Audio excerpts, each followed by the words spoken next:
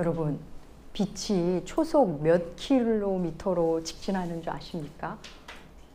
빛은 초속 30만 킬로미터로 직진합니다. 지구를 7바퀴 반을 도는 겁니다. 빛은 직진하고 반사하고 굴절됩니다. 과학자들은 도대체 이 빛의 정체가 무엇인지를 오랜 시간 연구해 왔습니다. 뉴턴은 빛을 알갱이, 입자라고 보았고, 호이겐스라는 과학자는 파동이라고 보았습니다. 뉴턴은 프리즘을 발명해서 빛 속에 무지개 빛이 있는 것을 우리 같은 대중에게 알려주었습니다. 증명해 보였습니다. 이 땅의 모든 색은 빛의 파장으로부터 나온 겁니다. 색은 빛이 만들어내는 신비입니다. 요한일서 1장 1절은 예수가 곧 말씀이심을 선포함으로 시작합니다. 오늘은 이어 하나님은 빛이라는 말씀을 이어 선포하고 있습니다. 지난주 말씀드린 대로 예수님을 믿는다, 이것의 요한식의 표현은 하나님과 사귄다입니다. 요한은 우리가 하나님과 사귐이 있다고 하면서 어둠을 행하면 거짓말하는 것이다 라고 오늘 본문에서 말합니다. 하나님과 사귐이 있다고 말하면서. 그래서 여러분, 여기서 어둠에 행하는 자, 빛에 행하는 자는 불신자와 신자를 얘기하는 게 아닙니다. 둘 다 교회 안의 사람들에게 주는 말입니다. 교회 안의 사람 중에는 빛을 속에 행하는 자도 있고 어둠 속에 행하는 자도 있다. 그것을 여러분 전제로 요한일서를 읽으시면 도움이 됩니다. 하나님과 사귀는 자는 빛 가운데 행하도록 해라. 그것이 마땅한 바다. 이러면서 오늘 본문은 말합니다. 그럼 여러분, 빛 가운데 행한다는 것은 굉장히 추상적입니다. 이게 과연 무슨 뜻일까요? 여러 의미로 접근할 수 있지만 오늘은 성경을 근거로 2가지만 살펴보도록 하겠습니다. 여러분, 빛 가운데 행한다는 것은 우리가 딱 들으면 죄 안 짓는 거 이렇게 쉽게 생각할 수 있는데 성경은 그렇게 말하지 않습니다. 단순히 죄 안 짓는 게 빛 가운데 행하는 거야. 그럼 맞을 수도 있지만 우리는 여전히 죄 짓는 존재입니다. 우리는 계속 죄를 짓는 존재고 본문 8절에서도 죄 없다고 하면 스스로 속이는 거고 진리가 우리 안에 거하지 않는 거다 이런 말을 한 거 보면 우리는 여전히 죄를 짓는 존재라고 요한은 말하고 있는 겁니다. 그럼 빛 가운데 행하는 게 무엇인가? 오늘 본문 9절과 10절이 우리에게 이렇게 말합니다. 주보에 세번역으로 실어봤습니다. 그럼 주보에 세번역으로 실은 요한일서 1장 9절과 10절 함께 읽으시겠습니다. 우리가 우리 죄를 자백하면 하나님은 신실하시고 의로우신 분이셔서 우리 죄를 용서하시고 모든 불의에서 우리를 깨끗하게 해주실 것입니다. 우리가 죄를 지은 일이 없다고 말하면 우리는 하나님을 거짓말쟁이로 만드는 것이며 하나님의 말씀이 우리 속에 있지 아니합니다. 빛 가운데 거하는 일은 단순히 죄를 안 짓는다 이렇게 말하는 게 아니라 죄를 자백하는 삶이 빛 가운데 거하는 삶입니다. 다시 말해 하나님 앞에 숨지 않는 겁니다. 하나님 앞에서 감추질 않는 게 빛 가운데 거하는 겁니다. 여러분, 에덴에서 아담이 선악과를 범한 후에 제일 먼저 한 게 뭡니까? 숨는 거였습니다. 그렇습니다. 숨는 거였습니다. 빛 가운데 행하는 자는 하나님 앞에 더 이상 숨을 수 없다는 것을 안 사람입니다. 하나님 앞에 감출 게 없다는 것을 알아버린 사람입니다. 그래서 하나님께 말씀드리기 시작합니다. 빛 가운데 사는 이는 스스로 죄를 고백하기 시작합니다. 여러분, 빛 가운데 사느냐 아니냐, 어둠 가운데 사느냐는 죄를 더 짓느냐 덜 짓느냐, 약한 죄를 짓느냐 깊은 죄를 짓느냐의 의미가 아닙니다. 숨느냐 아니냐, 감추느냐 아니냐의 문제입니다. 여러분, 이걸 잘 기억하셔야 합니다. 범죄로 인해 구치소에 있는 재소자들에게 설문을 조사했습니다. 믿는 자들이겠죠. 가장 간절하게 기도한 적이 언제였습니까? 압도적인 1위가 나왔습니다. 여러분, 눈치채실 수 있으시겠죠. 범죄 후에 들키지 말게 해달라고 가장 간절히 기도했다고 합니다. 여러분, 그 기도가 어떻습니까? 다른 건 몰라도 정말 간절히 했을 것이고 진실했을 겁니다. 하지만 그건 모순적 기도입니다. 하나님이라는 빛을 만나면 결국 모든 게 드러날 것임을 알기 시작합니다. 혹 사람 앞에서는 감출 수 있어도 하나님 앞에서는 감출 수 없음을 우리는 알게 됩니다.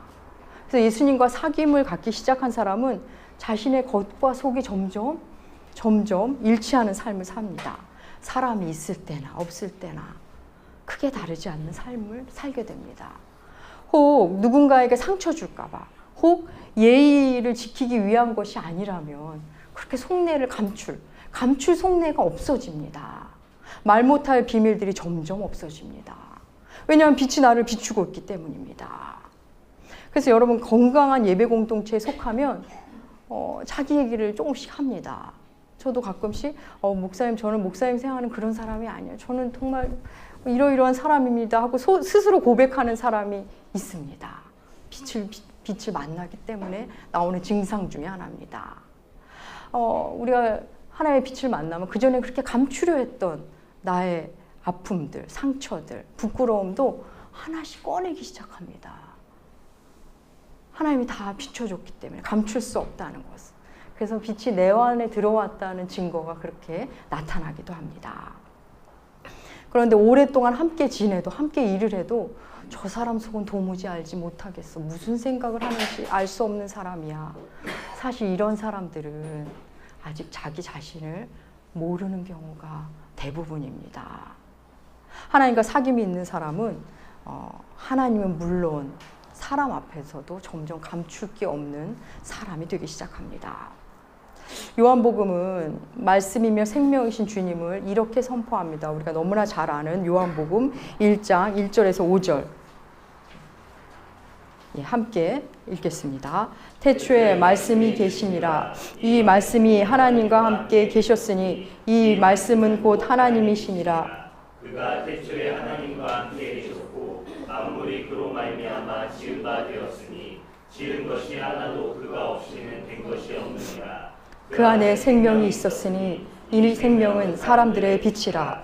빛이 어둠을 비추되 어둠이 깨닫지 못하더라.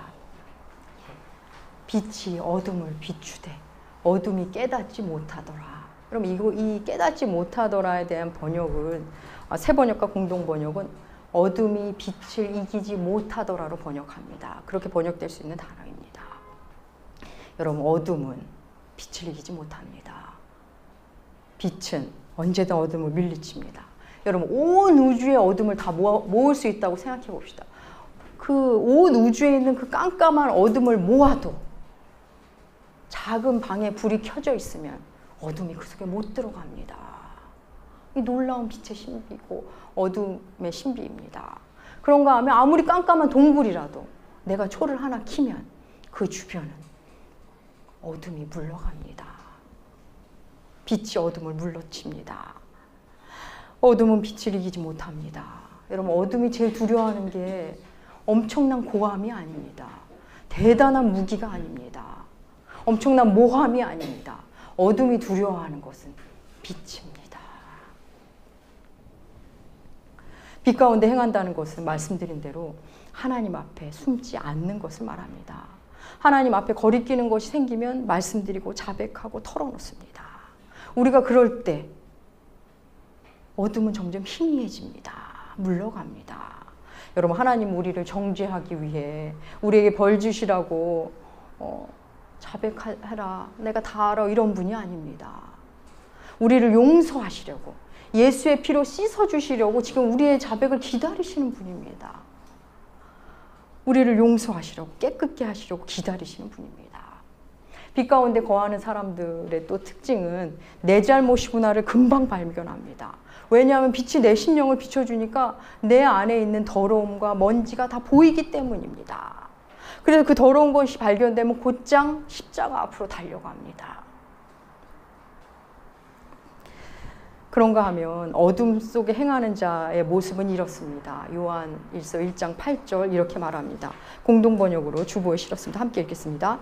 만일 우리가 죄 없는 사람이라고 말한다면 우리는 자신을 속이는 것이고 진리를 저버리는 것이 됩니다. 그렇습니다. 어둠 속에 있는 자의 증상은 난 잘못한 게 없어로 일관합니다. 어둡기 때문에 내 잘못을 붓기가 어려운 겁니다. 늘 잘못은 너에게 있고 나는 잘못한 게 없어. 문제는 너에게 있어. 문제투성이는 너지. 나는 문제 없는 사람이야. 이렇게 됩니다. 이런 단순 논리 속에서 자기 정당으로 근근히 겨우겨우 명목상 신앙인으로 살아가는 겁니다. 그래서 진리를 행할 힘이 점점 없어집니다. 자기도 모르게 진리와 멀어집니다.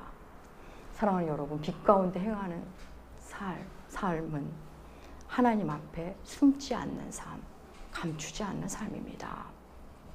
또한 빛 가운데 행한다는 것의 두 번째 의미는 요한일서 2장에 나옵니다. 요한일서 2장 9절에서 10절 예, 함께 읽겠습니다. 빛 가운데 있다 하면서 그 형제를 미워하는 자는 지금까지 어둠에 있는 자요, 그의 형제를 사랑하는 자는 빛 가운데 거하여 자기 속에 거리낌이 있으나 그의 형제를 미워하는 자는 어둠에 있고 또 어둠에 행하며 갈 곳을 알지 못하나니 이는 그 어둠이 그의 눈을 멀게 하였습니다. 예. 빛 가운데 거한다는 것은 바로 사랑하기 시작한다는 겁니다. 여러분, 우리 안에 미움이 생기면 우리의 마음은 이미 어둠을 걷는 중입니다. 그래서 그 어둠 안에서 방향성을 잃기 시작합니다. 판단력이 흐려집니다. 그 어둠이 미움을 가진 내 마음 안에서 나의 눈을 멀게 합니다. 그래서 어둠 속에 있으니 빛을 모르니 색깔을 볼 수가 없습니다.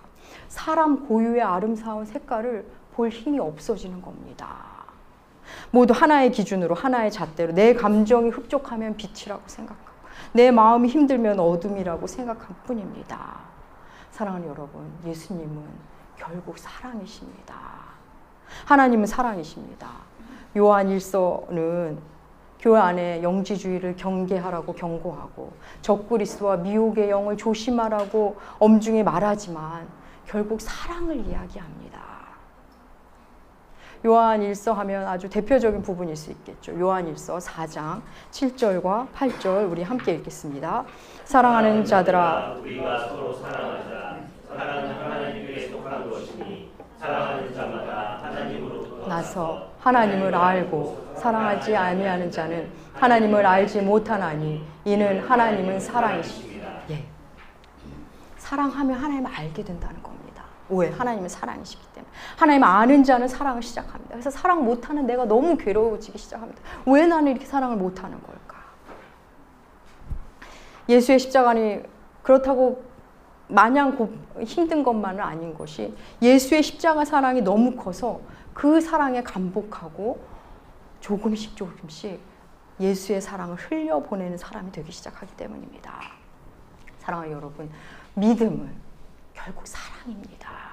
믿음이 좋다, 사랑을 잘하는 사람입니다. 그리스도인의 행위는 결국 사랑입니다.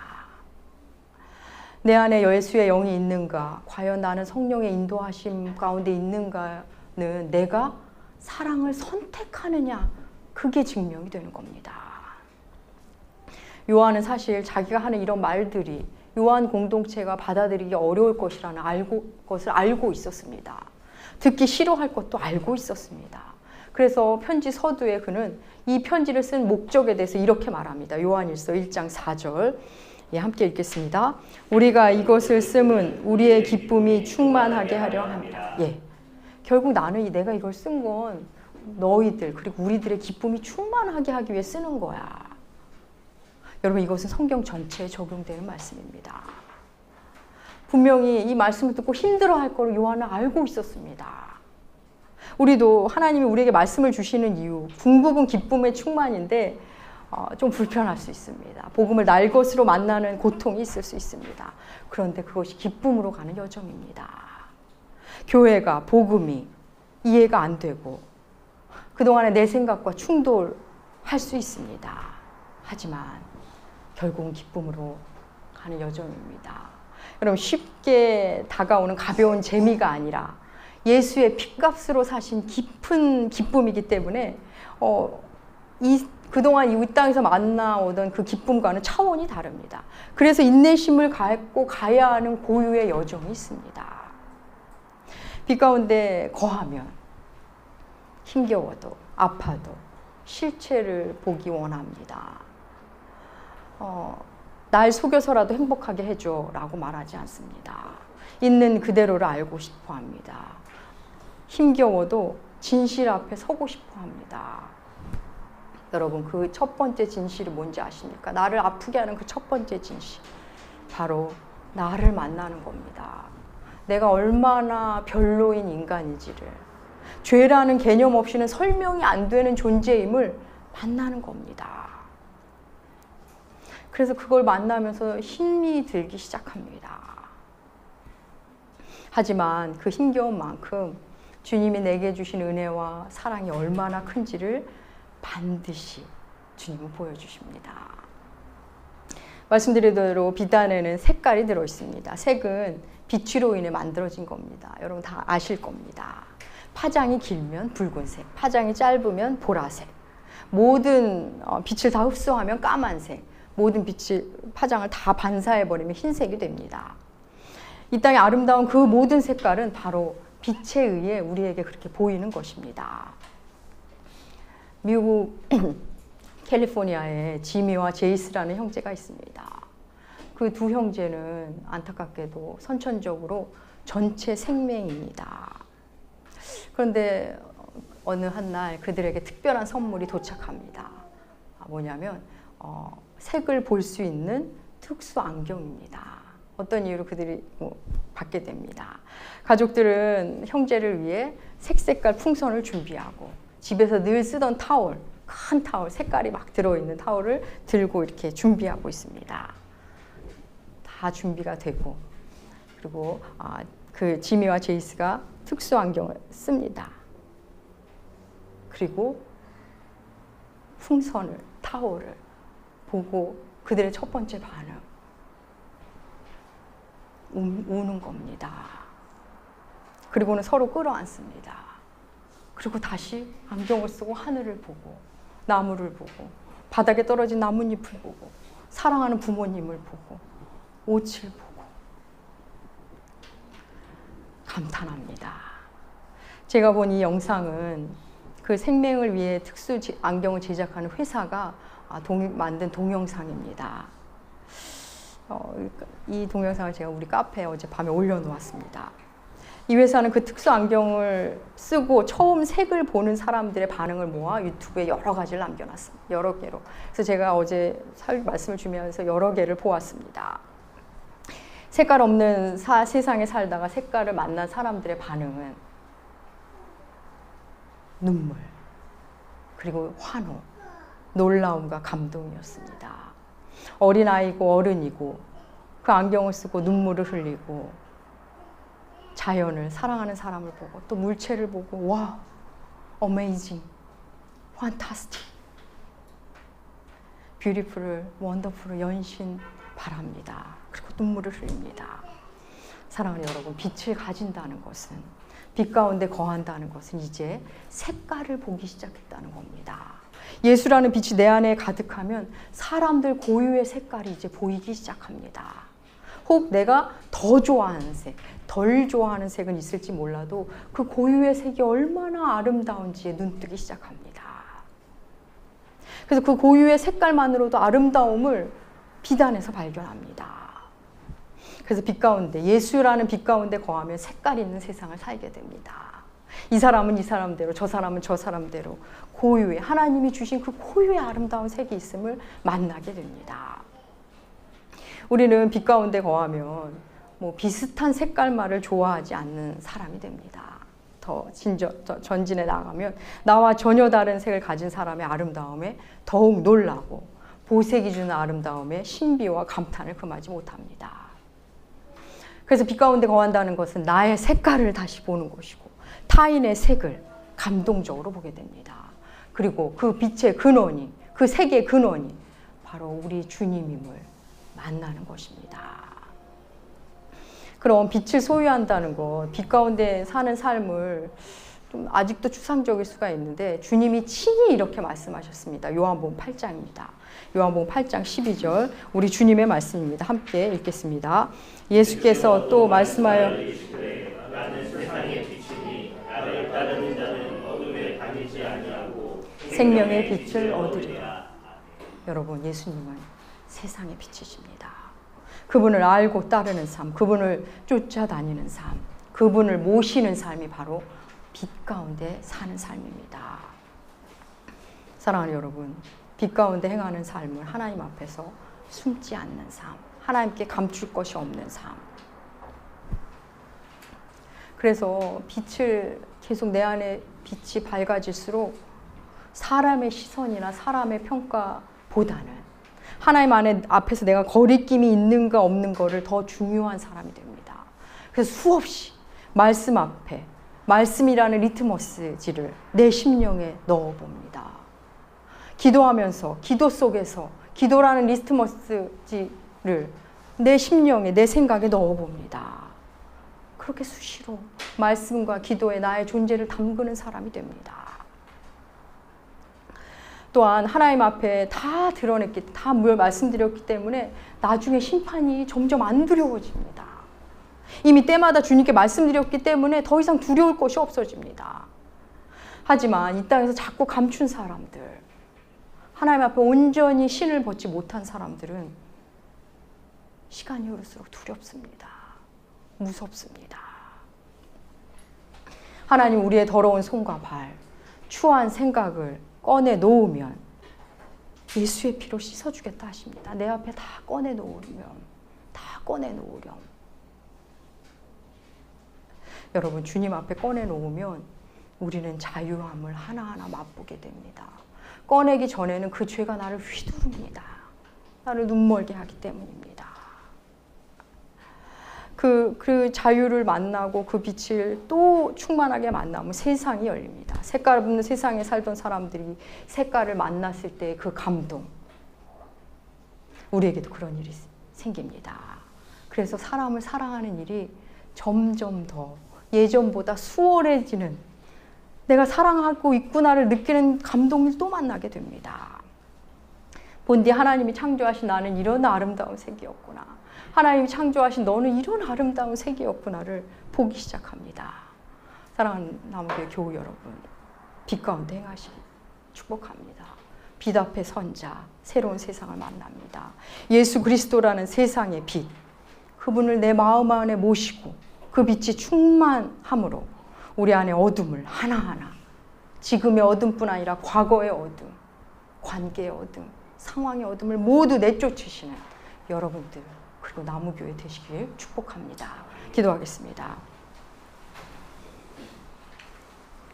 사랑하는 하나님 아버지, 빛이요 생명이신 우리 주님, 예수라는 빛만이 우리 안에 어둠을 모두 물리치십니다.